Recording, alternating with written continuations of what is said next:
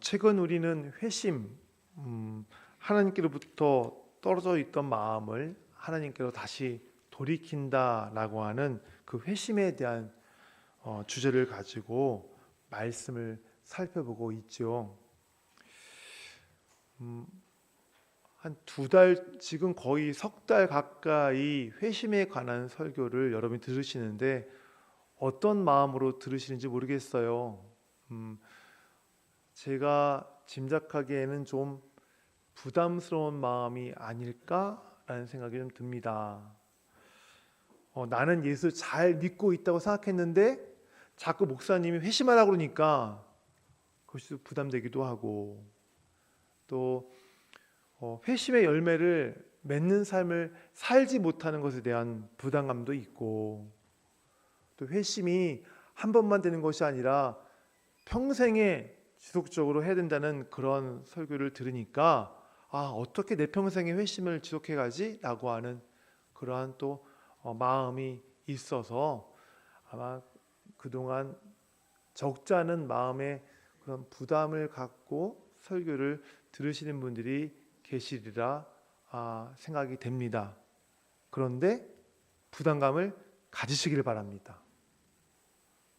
저는 여러분들이 평소에도 회심에 관한 문제에 대해서 스스로 질문하고 좀 고민하시면서 여러분이 이 신앙생활들, 이 삶들 한 주간을 좀 살아가시면 좋겠다 싶습니다. 그런 가운데 여러분께서 한 가지 알아야 할 것은, 회심은 내가 이루는 것이 아니라 주님께서 이루어 가신다는 사실을 잊지 마시기를 바랍니다. 그래서 나 어떻게 회심하지? 나 어떡하지? 그런 생각, 그런 부담감을 내려놓으시기 바랍니다. 주님께서 하시는 거예요. 주님께서 하시기 때문에 너무 마음 가운데 조급함을 갖지 마세요. 내가 어떻게 평생 동안 회심을 내가 이어갈 수 있지? 주님께서 하십니다. 주님께서 하시니까 거기에 대한 그 어떤 그 강박 갖지 마시기를 바랍니다. 대신에 종교적인 나의 이 어떤 그 행위를 통하여서 이것이 회심이다라고 여기시는 분들이 있다면, 회심은 주님이 이루신다는 그 사실을 통해서 내가 지금 회심한 자가 맞는가라는 질문을 한번 스스로에게 해보시기를 바랍니다. 오늘도 지난주에 이어서 회심에 관한 이야기를 하려고 합니다. 지난주는 요한복음 3장에 기록되었던 니고데모라고 하는 사람을 통하여서 회심에 가까이 간 사람이라는 주제를 가지고, 제목을 가지고 살펴보았고요. 오늘은 사마리아 여인, 회심에 이르게 된 사람이라는 제목을 가지고 말씀을 살펴볼 건데요. 3장과 4장, 회심에 가까이 가고 회심에 이르게 된 사람, 이 회심의 그 부분에 있어서는 공통점이 있지만 좀 차이점이 있다면, 3장에서는 니고데모가 3장에서 예수님을 만나고 한참 뒤에 7장에서 예수님 한번 등장하고, 그 다음에 19장이었나요? 16장이었나요? 거기서 한번 등장하는 것으로 니고데모가 중간중간에 잠깐 나오는 걸 우리가 보았죠. 그러면서 처음과 나중에 니고데모의 모습이 변화되어진 것을 우리가 발견할 수 있었습니다. 그걸 통해서 우리가 성령께서 이렇게 변화시켜 갔다는 것을 우리가 지난주에 깨달을 수 있었죠. 이렇게 3장에서는 성령께서 어떻게 니고데모를 변화시켜 가시는지, 그가 어떻게 회심한 자로서, 예수님의 제자로서 변화시켜 가시는지 구체적으로 기록이 되어 있지 않는 반면에, 오늘 본문인 오늘 이 4장은요, 이 4장은 하나님이 한 사람을 회심시켜 가시는 그 과정이 정말 잘 기록이 되어 있어요. 어떻게 일하시는가, 어떻게 사람이 변화되어져 가는가에 대한 그런 모습, 그런 장면이 잘 기록되어 있습니다. 그래서 오늘 본문을 말씀 가지고 하나님께서 어떻게 한 사람의 회심을 위해서 일하셨는지를 좀 살펴보려고 합니다. 3절, 예수님께서 유대를 떠나서 다시 갈릴리로 가십니다. 그러다가 사마리아를 통과해서 가시게 됐습니다. 어떤 사람들은 예수님께서 유다에서 갈릴리로 가실 때에 일부러 사마리아 땅을 지나서 가셨다라고 말하기도 합니다. 왜냐하면 그 당시에 유대 사람들이 사마리아 사람들을 굉장히 멸시했거든요. 그래서 역사적으로 이 혼혈이었기 때문에 그들은 자기 백성, 자기 민족, 자기 혈통이 아니라고 그들은 유대 사람들은 생각했고, 그래서 이 사마리아 사람들을 좀 심한 말이지만 개 돼지처럼 여겼어요. 그래서 그들이 사는 땅은 유대 사람들이 밟는 것조차 싫어했다. 그래서 보통 유대 사람들이 저 위에 갈릴리로 여행할 때 멀어도 뺑 돌아서 갔기 때문에 예수님께서는 일부러 사마리아에 있는 여인을 만나러 그 땅을 지나가셨다라고 이야기하는 그런 신학자들도 있습니다. 또 반면에 그렇지 않다. 원래 예수님이 지나가던 그 길이 일반적인 여행 경로였기 때문에 뭐 예수님께서 그 여인을 만나는 그거는 뭐 특별히 그 여인을 일부러 만나러 가신 것이 아니다. 뭐 그런 얘기도 하기도 합니다. 하지만 중요한 것은 무엇입니까? 예수님이 누굴 만난 거예요? 여인을 만난 거예요.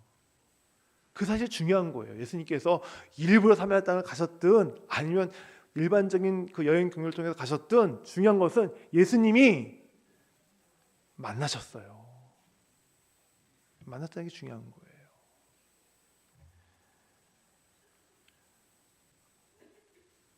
예수님이 한 개인을 만나는 것을 여러분 너무 간단하게 여기지 마시길 바랍니다. 예수님이시니까 사랑하니까 그 인간 영혼을 사랑하니까 만나실 수 있지, 만나신 거야 라고 그렇게 간단하게 여기지 마세요. 예수님은 이 땅에 하나님의 그 원대한 어마어마한 그 구원의 그 역사를 이루시게 오신 분이에요. 그 구원의 큰 역사의 흐름을 그분이 지금 주도해 가시기 위해서 이 땅에 오신 거거든요. 그 어마어마한 그 구속의 역사의 그 흐름 앞에 정말 그 좁쌀만한 존재밖에 안 되는 그 한 개인을 만나셨다는 이 사실은 이거는 엄청난 일이에요.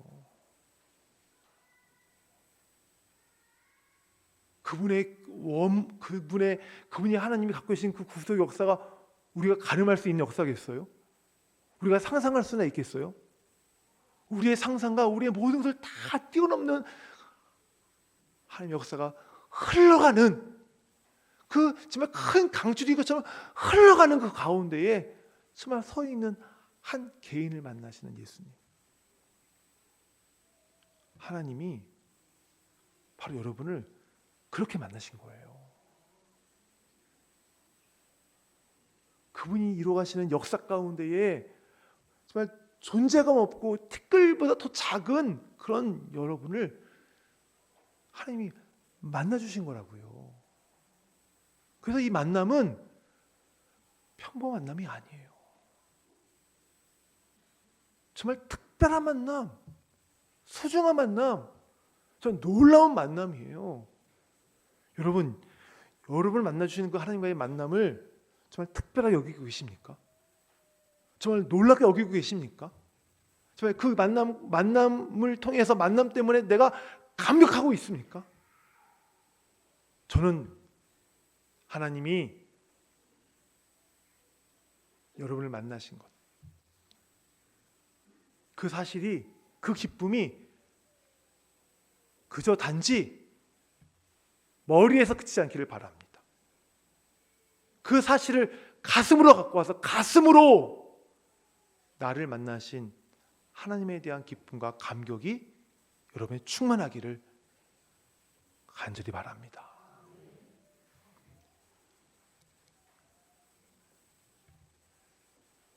예수님께서 정말 구속 사역을 이뤄 가시는 그 어마어마한 일을 행하시는 가운데에 사마리아 땅에 있는 여인 만나셨어요. 얼마나 미천한지 이름조차 없어요. 그저 그냥 사마리아 여인이에요. 수가성 여인이에요. 주님께서는 그 여인을 만나시고 그 여인을 그냥 만남으로 끝나지 않으시고 그 여인을 회심의 자리로 이끌어 가셨습니다. 근데 그 여인이 어떤 줄 아세요? 여인이 착하지가 못해요. 여인이 똑똑하지도 못해요. 그냥 여인이 온갖 상처와 온갖 정말 세상 살이에 그냥 치여서 그냥 지쳐있는 여인이에요.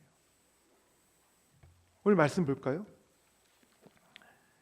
예수님께서 그 여인을 만나셔서 7절에 물을 좀 달라라고 말씀하셨어요.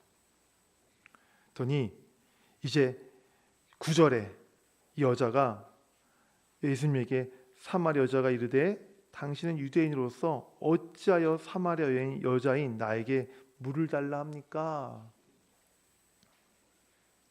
앞뒤가 꽉꽉 막혔어요. 이게 유대 사람에 대한 편견이 보통이 아니에요. 이 사람에 대한 편견뿐만 아니라 이 사마리아 여인은 이 종교적인 편견도 보통이 아니에요.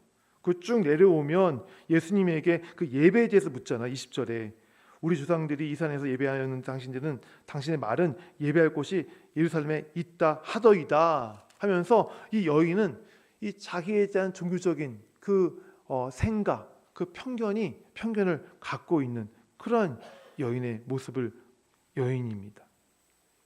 그뿐만 아닙니다. 11절에 보니까 예수님께서 10절 먼저 볼까요? 우리 같이 읽을까요? 시작.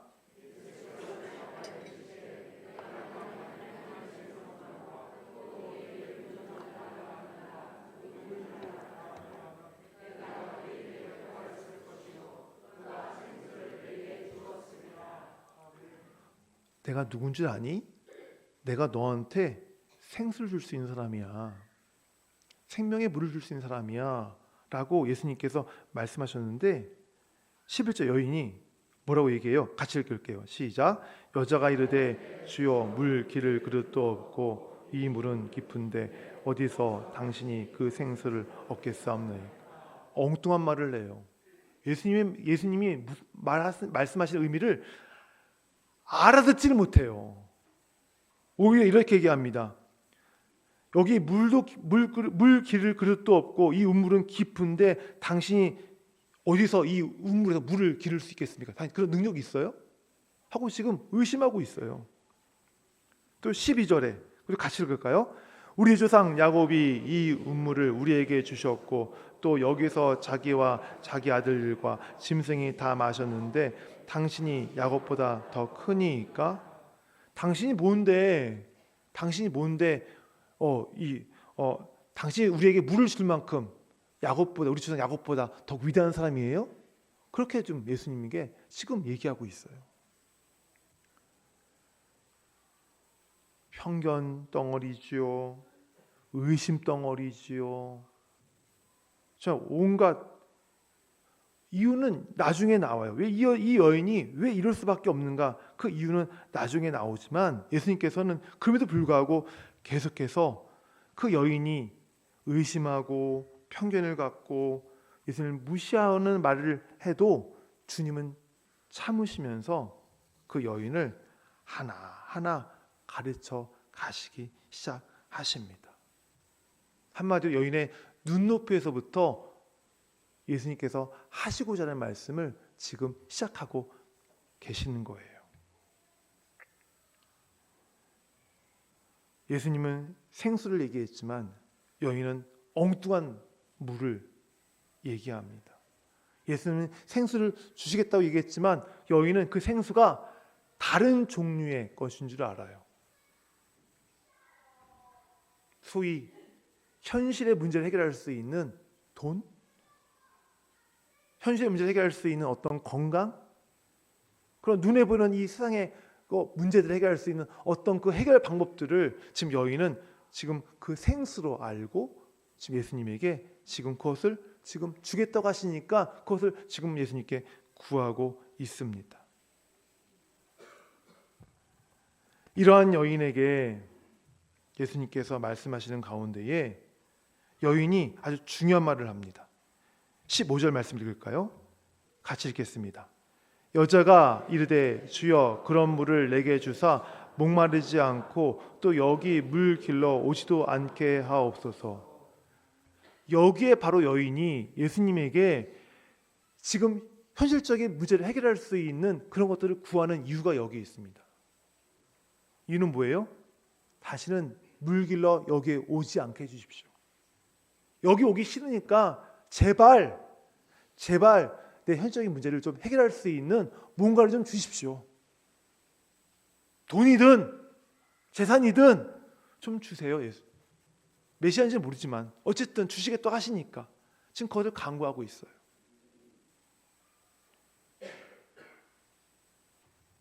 여인이 왜 자기가 우물에 다시 물을 기르러 오고 싶지 않은지 이유를 숨기고 예수님께 말을 하지 않았지만 예수님은 그 이유를 이미 알고 계셨어요.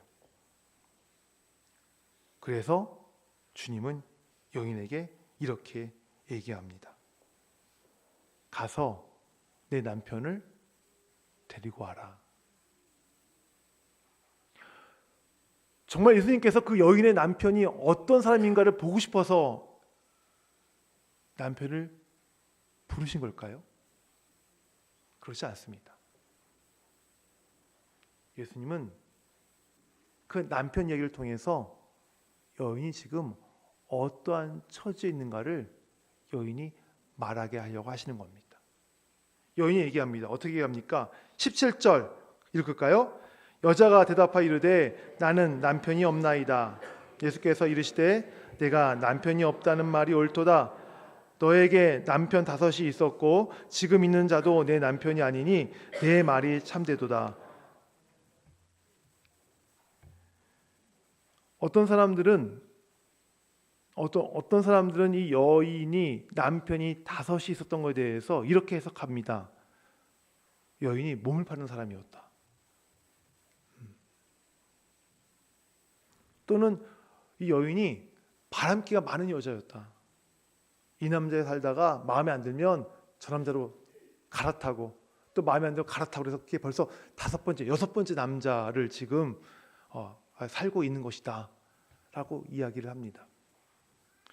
그런데 이 이야기는 당시의 상황을 잘 알지 못하기 때문에 할 수 있는 이야기입니다. 지금 여인은 지금 몇 번 이혼했어요? 5번 이혼했어요. 이 당시에 유대 사회에서 이혼은 남자만이 할 수 있습니다. 여자가 이혼하자고 얘기 못 합니다. 남자가 나 너랑 살기 싫어. 나 너랑 이혼할래. 그러면 이혼입니다.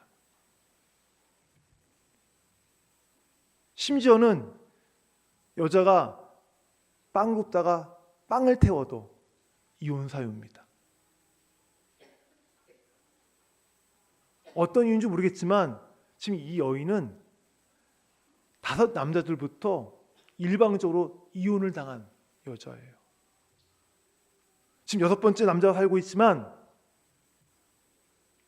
언제 또 이혼을 당할지 모르는 그러한 처지에 있는 여자입니다.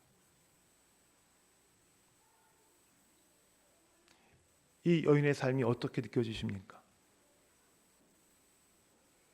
너무 힘들게 느끼지 않습니까? 너무 고통스럽겠다. 너무 힘들겠다. 어떻게 저게 너무 그 인생이 너무 비참하다. 라고 생각되지 않으십니까? 그래서 그 여인은 이렇게 얘기하는 겁니다. 남편이 없습니다. 유대 시대 때에 여자에게 남자가 없다는 것은 죽음입니다.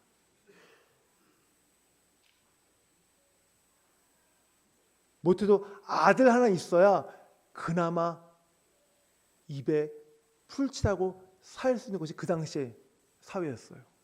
여자는 경제적인 활동을 전혀 할 수 없었습니다. 과부가 되거나 아들이 없이 과부가 되거나 이혼을 당한 여자는 그냥 그 사회에서 굶어 죽는 존재였습니다. 구약시대 때의 구약 성경에 나오미와 롯 기억나십니까? 그들이 먹을 걸 어디로 갑니까? 밭에 가죠. 그렇게 할 수 있었기 때문에 그래요. 그 당시 사회가. 여자는요, 경제적인 활동을 전혀 할 수 없는 그런 시대였어요. 그런 여자가 뭐라고 얘기했어요? 남편이 없으면 무슨 말이라고요? 인생이 비참합니다. 너무 힘듭니다. 고통스럽습니다. 그 말에 예수님께서 뭐라고 말씀하십니까? 내 말이 맞다. 공감하시는 거예요. 그래, 너 참 힘들겠다. 너 참 고통스럽겠구나. 너 참 많이 아프겠구나. 주님이 그 여인의 상황, 여인의 마음, 여인의 처지에 지금 하나님의 마음으로 공감하시는 거예요.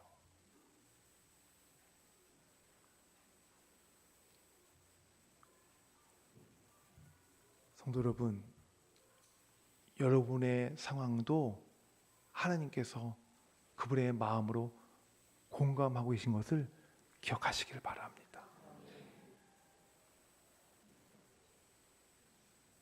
이 여인의 처지보다 훨씬 더 못할지라도 하나님이 여러분을 알고 계세요.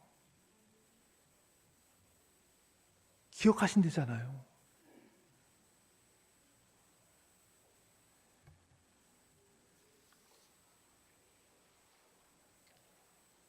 이렇게 여인의 상황과 처지를 공감하시고, 그리고 그 여인을 불쌍히 여기신 예수님께서 하나씩 그 여인을 회심의 자리로 이끌어 가셨습니다. 여기 계신 분들 가운데에 아직까지 회심의 자리에 이르지 못하신 분들이 계실 것입니다. 예수님께서 그분을 회심시킬 능력이 없어서 회심의 자리에 이르지 못하게 한 것이 아니라 기다리고 계심을 잊지 마세요. 하나님은 지금 기다리고 계세요. 그런데 그냥 기다리고 계신 것이 아니에요. 예수님께서 여인에게 말씀하셨던 것처럼 끊임없이 질문을 하고 기다리십니다. 얘야, 지금 네가 원하는 것이 뭐야? 네가 원하는 것이 너에게 영원한 것을 보장할 수 있는 거니? 너 그것만 있으면 정말 행복할 수 있는 거니? 그것이 너에게 행복을 가져다 줄 수 있다고 여기고 있니? 그렇다면 그것이 무엇인지 나한테 좀 얘기해 줄래? 보여줄래?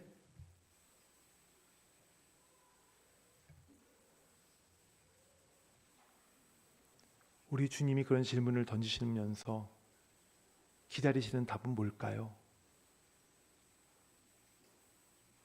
여인의 대답 아니겠습니까? 남편이 없습니다. 다시 말해서 제 삶이, 제 인생이 너무 힘듭니다. 너무 고통스럽습니다. 제가 제 삶의 인생에 그 고통을 어떻게 해결해 보려고 돈도 찾아보고 자녀에게 기대어 보기도 하고 사람을 내가 신뢰해보고 내 사람을 따라보기도 했지만 다 영원한 것이 아니었습니다. 저는 참 비참합니다. 힘이 듭니다. 라는 그 대답을 우리 주님께서 지금 기다리고 계십니다. 여러분이 스스로 할 때까지. 우리 하나님은 억지로 여러분에게 대답을 하도록 만드시는 분이 아니에요.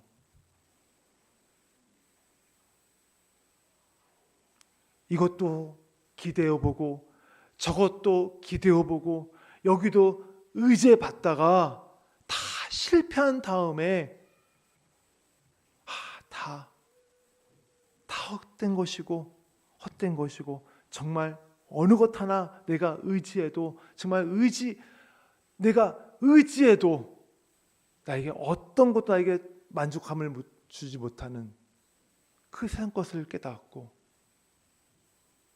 거기에 의지해도 여전히 비참한 자기의 삶을, 자기의 존재를 스스로 고백할 때까지 우리 주님께서는 계속해서 여인에게 말씀하신 것처럼 질문하며 여러분의 대답을 기다리고 계세요.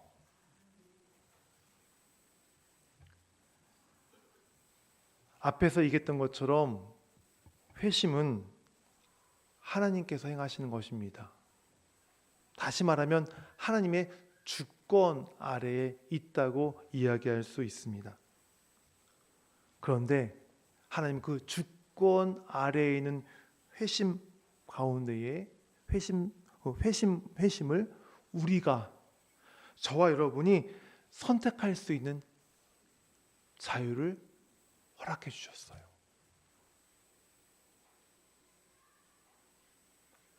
하나님의 형상으로 지음받은 여러분들이 기계적으로 복종적으로 선택하는 것이 아니라 인격적인 순종에 의해서 선택할 수 있는 은혜를 주셨단 말이에요.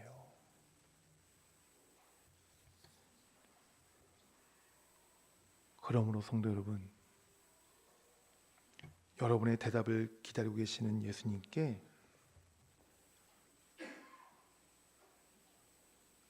주님께서 들으시고 싶은, 듣고자 하시는 그 대답을 나의 인격적인 순종으로 올려드리는 우리가 되기를 바랍니다. 억지가 아니라, 강요가 아니라 정말 내게 생명의 그 생수를 주실 수 있는 부분은 오직 주님이라는 사실을 고백하고 그분께 여러분의 진정한 마음을 올려드리기를 바랍니다. 그러면 주님께서 여러분을 회심에 이르도록 이끌어 주실 것입니다. 그럼 이렇게 예수님으로 말미암아 회심의 자리로 이끌림 받은 사람은 어떤 변화가 있을까요? 오늘 우리가 읽어야 될 본문인데 제가 깜빡 잊고 안 읽었어요. 28절, 29절, 30절을 같이 읽겠습니다. 요한복음 4장 28절, 29절, 30절 말씀이에요. 같이 읽겠습니다. 여자가 물동이를 버려두고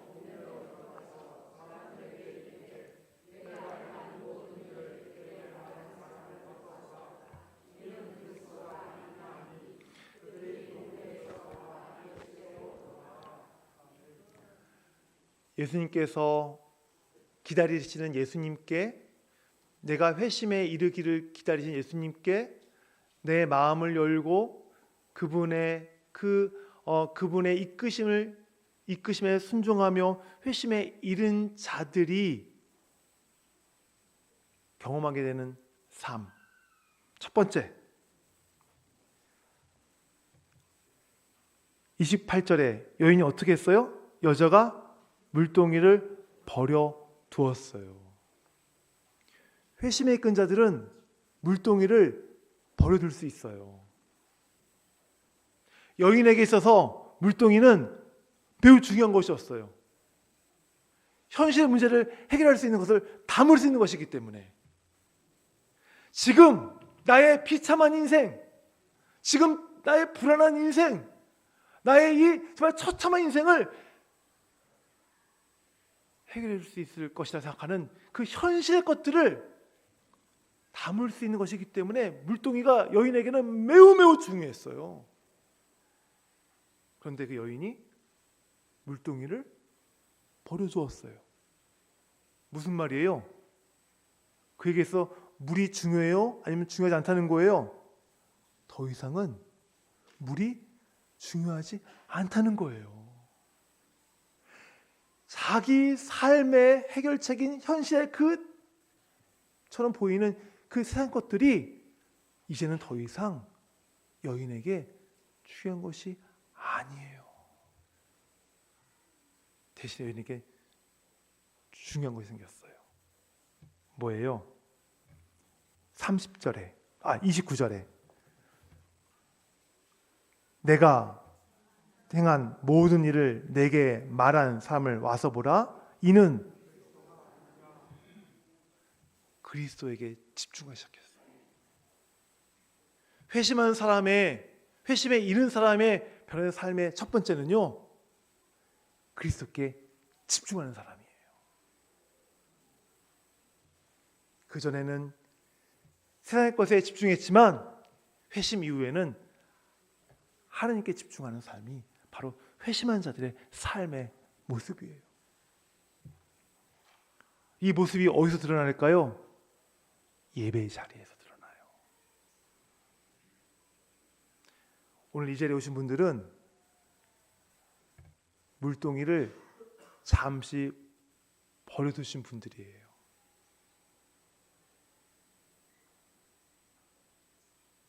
세상 사람들은 그 물동이를 이고 어떻게든 이 현실의 문제를 해결하기 위한 것들을 담아내기에 바쁜데, 담으려고 애쓰는데, 여러분은 그 물동이를 지금 버려두고 누구 앞에 나와 있어요? 하나님 앞에 나와 있잖아요. 세상 사람은 물동이를 들고 그 세상의 해결책들을 지금 거기에만 집중하는데, 여러분 물동이를 버려두고 누구에게 집중하고 있어요? 하나님께 집중하고 있어요. 물론 이 예배를 드린다고 해서 예배 자리에 나와 있다고 해서 나의 먹고 사는 문제가 해결되는 것은 아니에요. 하지만 중요한 것은 먹고 사는 문제보다 더 중요한 영원한 생명이 하나님께 있음을, 우리는 그것을 바라보고 사는 존재임을 바로 예배를 통해서 우리가 날마다 확인하는 것입니다. 그래서 예배가 물동이를 버려두는, 하나님을 집중하는 그런 자리인 거예요. 두 번째로, 회심에 이른 사람은 어떻게 삶이 바뀔까요? 자, 29절 읽겠습니다. 내가 행한 모든 일을 내가 말한 사람을 와서 보라. 이는 그리스도가 아니냐 하니. 더 이상은 과거의 상처에 연연하지 않아요. 물론 이 여인은 이렇게 하고 나서 다시 평소 때처럼 물동이를 들고 물을 길러 갈 거예요. 하지만 그때는 예수를 만나기 전에 물을 길러가는 모습과 회심한 자로서 물을 길러가는 모습은 전혀 딴판일 겁니다.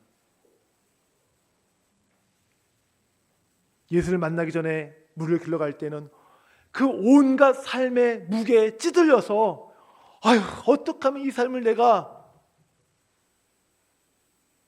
피할 수 있지?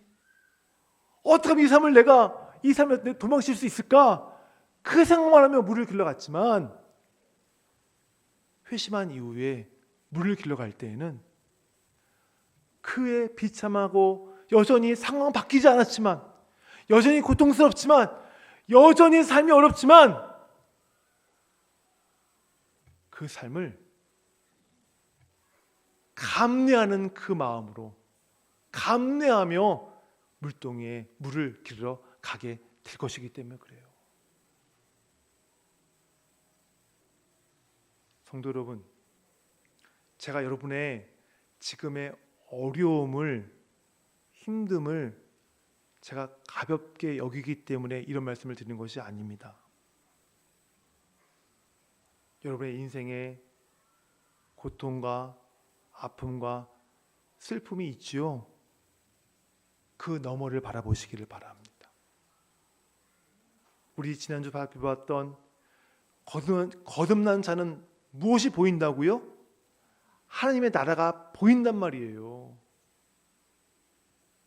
아무리 로마의 압제에 있을지라도 거듭나기만 하면 그 로마의 압제 뒤에 그 로마의 제국보다 훨씬 더 강하고 훨씬 더 위대한 하나님의 나라가 보인단 말이에요. 회심한 자들에게 바로 그의 나라가 보인단 말이에요. 내가 지금 돈 때문에, 사람 때문에, 건강 때문에, 누구 때문에 내 인생이 힘들고 고통스럽지만 그 너머에 있는 하나님의 나라가 보이기 때문에 여전히 나는 힘들고 아프지만 그것을 감내하면서 설 수 있는 힘을 낼 수 있는 것입니다. 이것이 바로 회심한 자의 삶에서 나타나는 변화된 모습이에요.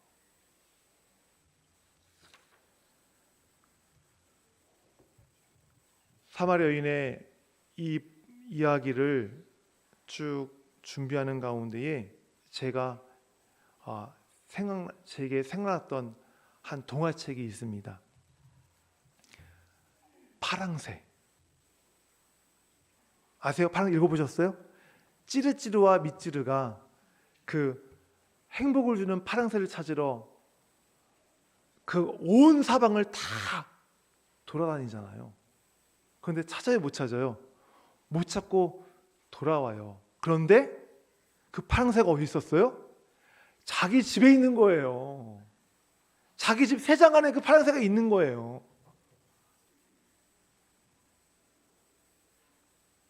사마리아 여인은 자기 옆에 정말 그 어마어마한 구원의 역사를 이뤄 가시는 그 하나님이신 그분이 자기 옆에 있는데도 불구하고 엉뚱한 곳에서 자기의 삶의 문제를 해결하려고 애를 썼어요. 그걸 찾느라 고생 무지 많이 했어요. 하지만 그녀가 자기 옆에 예수님이 메시아임을 깨달았을 때에 그는 다른 곳이 아닌 그분에게 생수를 구했고요. 그분으로 말미암아 변화된 삶을 살 수 있게 되었습니다. 성도 여러분, 여러분 옆에 하나님의 곁에 계세요. 다른 데서 생수 찾지 마시고 여러분 곁에 있는 하나님께로부터 생수를 간구하시기를 바라요.